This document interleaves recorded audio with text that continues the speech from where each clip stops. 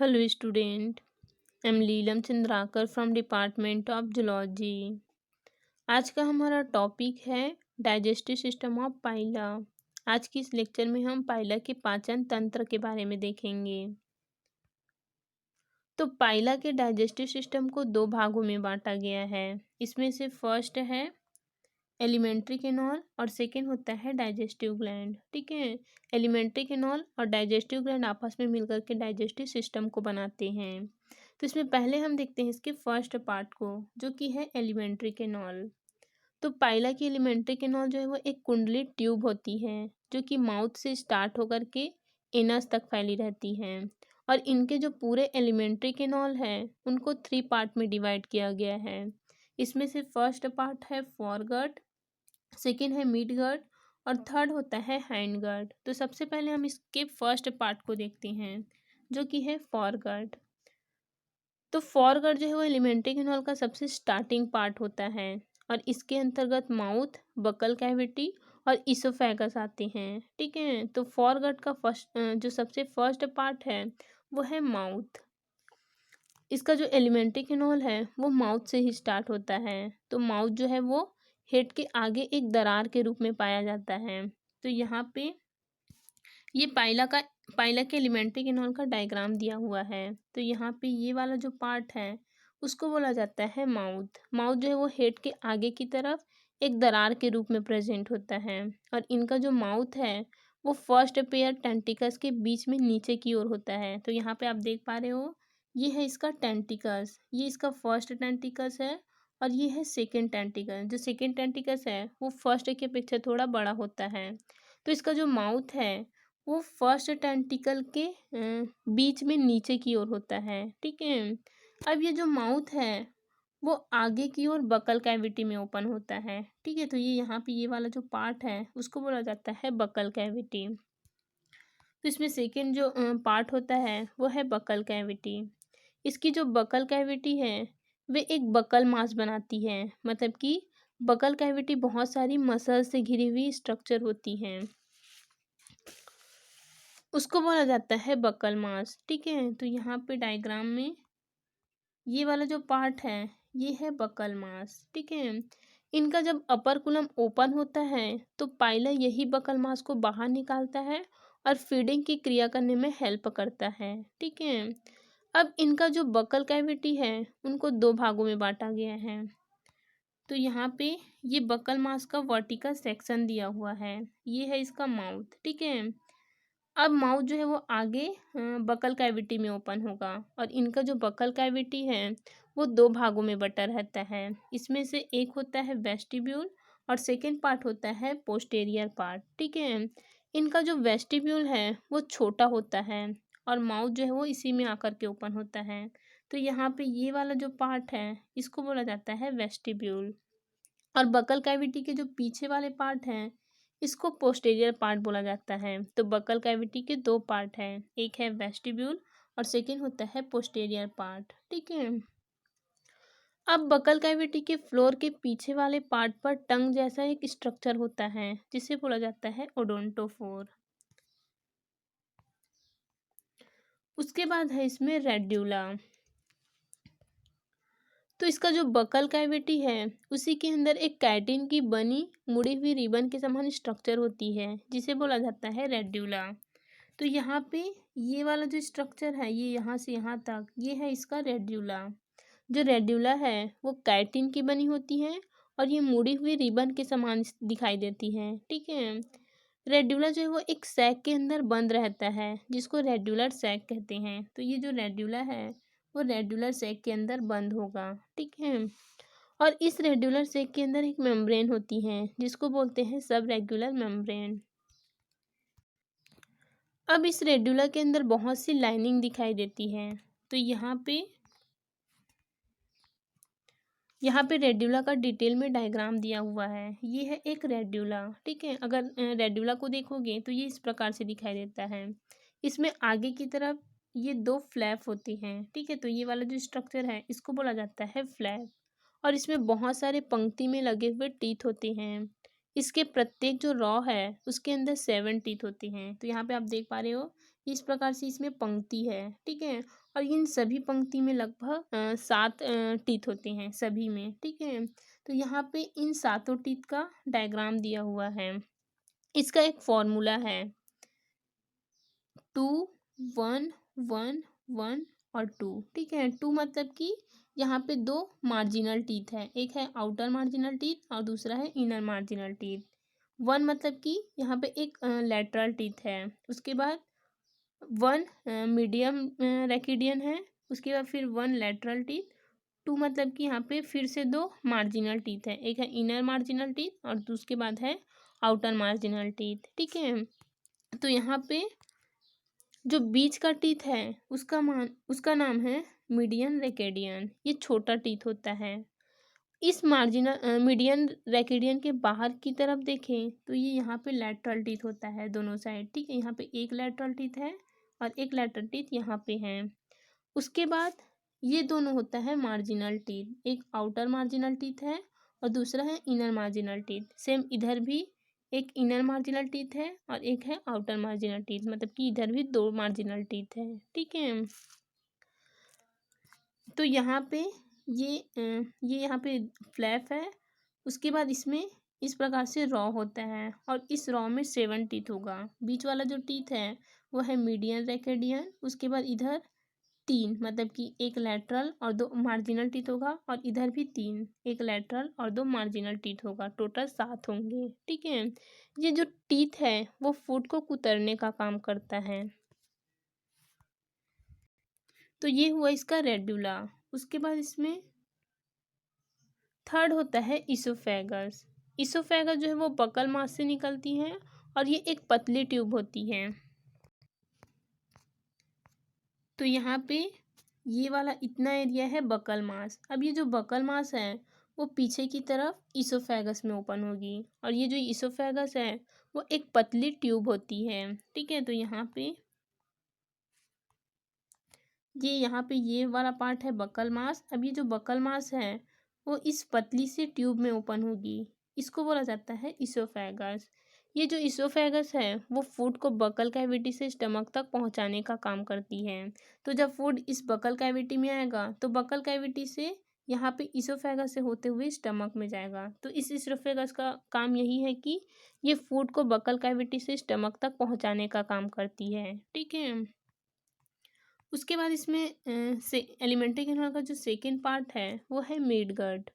तो mid gut alimentary canal का बीच वाला पार्ट होता है और इसके अंतर्गत स्टमक और इंटेस्टाइन आता है। तो इसमें से फर्स्ट पार्ट है मिड गट का स्टमक, ठीक है। तो इसोफेगस आगे स्टमक में ओपन होता है। तो यहाँ पे ये है इसोफेगस और ये जो इसोफेगस है ये वाले पार्ट में ओपन होता है जिसको बोला जाता है स्टमक। इसका जो स्टमक है वो काफ़ी बड़ा होता है और स्टमक के 2 पार्ट होते हैं। स्टार्टिंग का जो पार्ट है मतलब कि ये वाला जो पार्ट है इसको बोला जाता है कार्डियक स्टमक। उसके बाद ये वाला जो पार्ट है ये है पाइलोरिक स्टमक, ठीक है। तो जो स्टमक है वो कार्डियक और पाइलोरिक स्टमक में बटा होता है और इन दोनों स्टमक के अंदर बहुत सारी फोल्ड होती हैं। अब ये जो कार्डियक और पाइलोरिक स्टमक है इनके बीच में मतलब कि जहाँ पे ये दोनों आपस में जुड़ते हैं, जो इसका इंटरकनेक्शन वाला एरिया है वहाँ पर ही हिपैटोपैंक्रियास की नलिका आकर के खुलती है। जो हिपैटोपैंक्रियास है वो एक डाइजेस्टिव ग्लैंड होती है, ठीक है। तो इस डाइजेस्टिव ग्लैंड की जो ट्यूब है, जो नलिका है, वो यहीं पर आकर के ओपन होगी, ठीक है।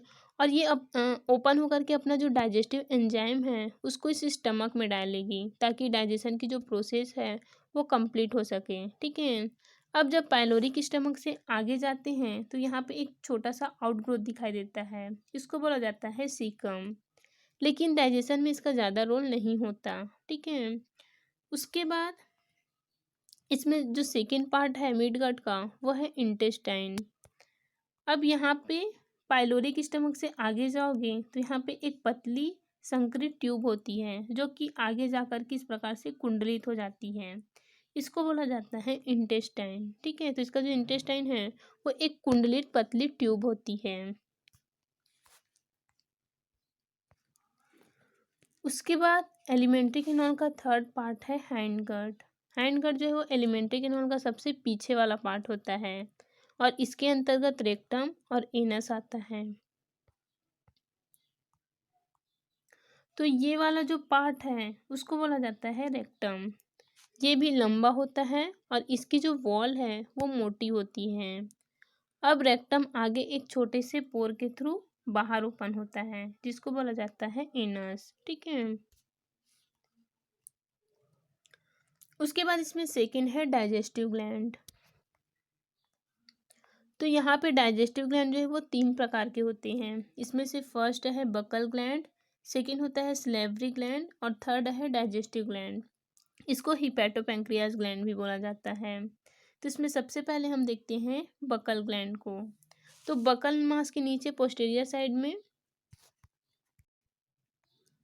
मतलब कि जो बकल कैविटी है उसमें ऊपर की तरफ एक ग्लैंड दिखाई देता है। इस ग्लैंड को बोला जाता है बकल ग्लैंड। तो ये यहाँ पे एक ग्लैंड प्रेजेंट है, इसे बोलते हैं बकल ग्लैंड।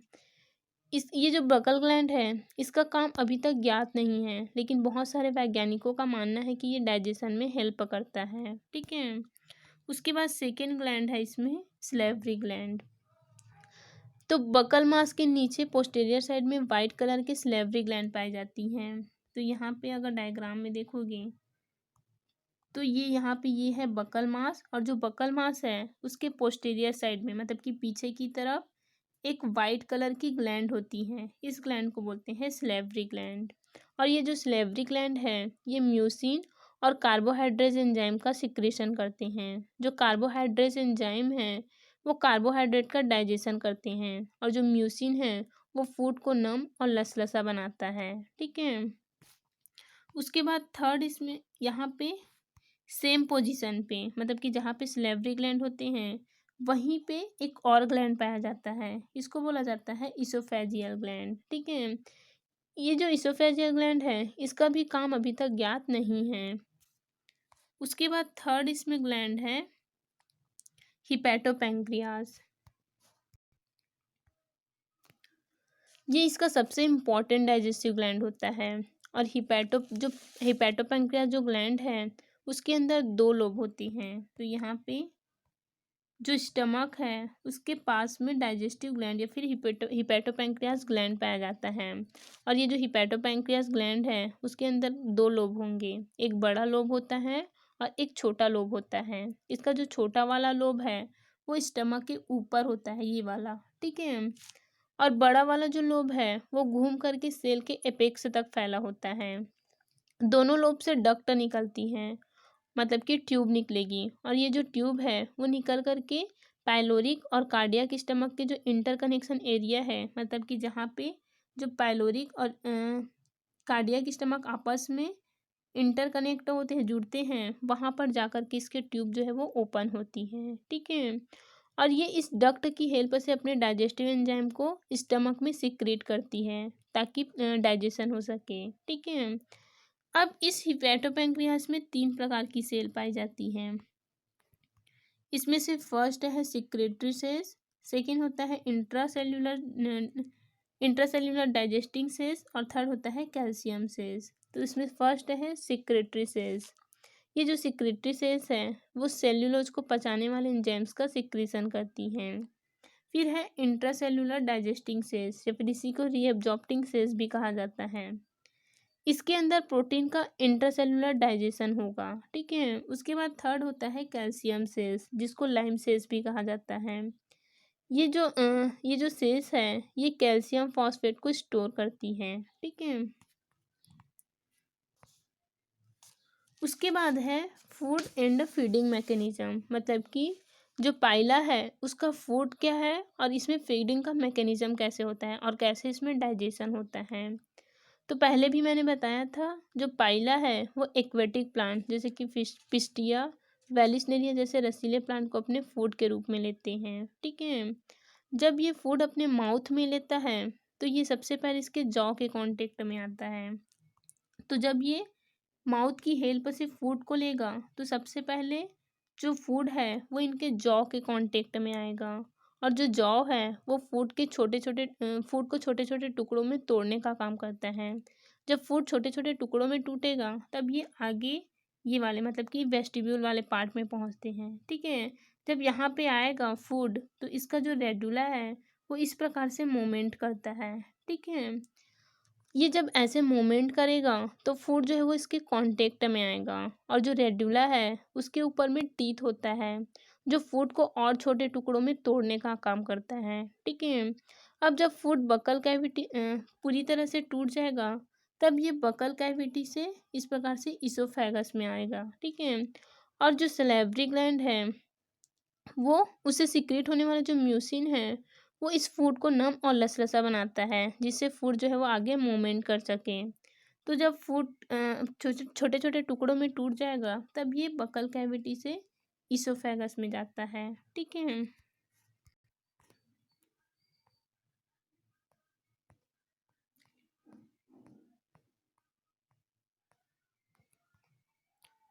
अब जो फूड है वो इसोफेगस से यहाँ से होते हुए स्टमक में आता है, ठीक है। अब जब फूड स्टमक में जाएगा तो जो डाइजेस्टिव ग्लैंड है यहाँ पे एक ग्लैंड होता है जिसको बोलते हैं डाइजेस्टिव ग्लैंड या फिर इसी को हम हिपैटोपैंक्रियास ग्लैंड भी बोलते हैं। ये जो हिपैटोपैंक्रियास ग्लैंड है वो अपना डाइजेस्टिव जूस जो है वो स्टमक में डालता है मतलब कि फूड में डालेगा जिससे डाइजेशन हो सके, ठीक है। तो जब ये अपने डाइजेस्टिव जूस को स्टमक में आए हुए फूड में डालता है तब फूड का डाइजेशन होता है, ठीक है। तो यहाँ तक जो डाइजेशन हुआ है उसको बोलते हैं एक्स्ट्रा सेल्यूलर डाइजेशन क्योंकि यहाँ डाइजेशन कैविटी के अंदर हुआ है, ठीक है। लेकिन कुछ फूड जो है वो हिपैटो पैंक्रियास में आता है। जब ये हिपैटो पैंक्रियास में जाएगा तो वहाँ पर एब्जॉर्प्शन होगा, ठीक है। और अगर थोड़ा बहुत प्रोटीन का डाइजेशन अभी भी नहीं हुआ है तो यहाँ से ये रीएब्जॉर्प्टिंग सेल्स यहाँ पे रीएब्जॉर्प्टिंग सेल्स होते हैं मतलब कि जो डाइजेस्टिव ग्लैंड है उसमें मैंने 3 सेल्स बताए थे उसमें से एक सेल होता है रीएब्जॉर्प्टिंग सेल्स जो कि प्रोटीन का डाइजेशन करते हैं। तो कुछ फूड जो है वो यहाँ से जो रीएब्जॉर्प्टिंग सेल्स है वहाँ पे चला जाता है, वहाँ पे एब्जॉर्प्शन भी होता है और जो बचे हुए प्रोटीन है उसका डाइजेशन भी होगा, ठीक है। तो यहाँ पे डाइजेशन जो है वो सेल के अंदर हो रहा है, इसे बोला जाता है इंट्रासेल्यूलर डाइजेशन। तो जो पाइला है उनमें एक्स्ट्रा सेल्यूलर और इंट्रासेल्यूलर दोनों डाइजेशन होता है, ठीक है। अब स्टमक में जो डाइजेस्टेड फूड है वो आगे इस प्रकार से इंटेस्टाइन में जाएगा और इंटेस्टाइन में इसका पूरा का पूरा एब्जॉर्प्शन होता है, ठीक है। अब एब्जॉर्प्शन होने के बाद जो अनडाइजेस्टेड फूड होता है जो बिना पचा हुआ भोजन है वो यहाँ से रेक्टम से होते हुए एनस के थ्रू बाहर हो जाता है, ठीक है।